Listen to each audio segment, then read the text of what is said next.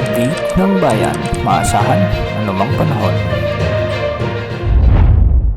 Sa kasalukuyan, nananatiling bahagyang maulap hanggang sa maulap ang mga kalangitan sa malaking bahagi ng ating bansa. Kaya ngayong araw makakaranas ang Bicol Region, Eastern Visayas, Caraga Region, Aurora at Quezon Province ng mga pulupulong mga pagulan at thunderstorms na dulot ng easterlies o ang mainit na hanging nagmumula sa karagatang Pasipiko. Kung may mga umiiral na malalakas na thunderstorms, posible ang banta ng mga biglang pagbaha at pagguho ng lupa, lalo na sa mga mabababang lugar at kabundukan. Samantala, ang Metro Manila at nalalabing bahagi naman ng bansa ay makakaranas din ng bahagyang maulap hanggang sa maulap na kalangitan na may mga panakanakang mga pagulan at thunderstorms lalo na sa hapon at gabi. Ang mga pagulang ito ay dulot ng localized thunderstorms na nabubuo dahil sa matinding init ng panahon. Pinapayuhan ang publiko na mag-ingat dahil maaari ring magdulot ang mga ito ng mga biglang pagbaha at pagguho ng lupa sa mga lugar na madaling bahain at gumuho.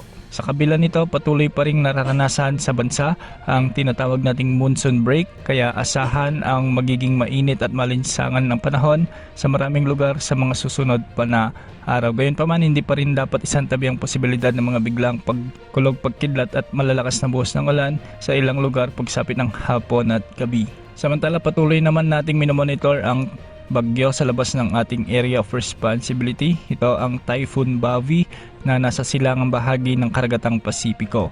Ayon sa pinakahuling pagtataya, taglay nito ngayon ang maximum sustained winds na umaabot sa 150 km bawat oras at pagbugsong umaabot sa 185 km per hour. Habang kumikilos ito sa bilis na 20 km per hour. Batay sa kasalukuyang forecast nito, inaasahang lalo pa itong lalakas at maaring umabot sa super typhoon category bago dumaan malapit sa Saipan at Tinian sa may Northern Mariana Islands sa Lunes, July 6. Posible rin itong pumasok sa ating area of responsibility sa July 8 kung saan tatawagin ito sa local name na Bagyong Inday. Bagamat mababa pa ang posibilidad na direktang tumama ito sa kalupaan ng Pilipinas, inaasahang magkakaroon pa rin ito ng malaking epekto sa ating panahon. Sa paglapit nito sa hilagang bahagi ng bansa, inaasahang palalakasin nito ang southwest monsoon o ang hanging habagat na maaaring magdala ng malalakas hanggang sa matitinding pagulan lalo na sa mga kanlurang bahagi ng Luzon at Visayas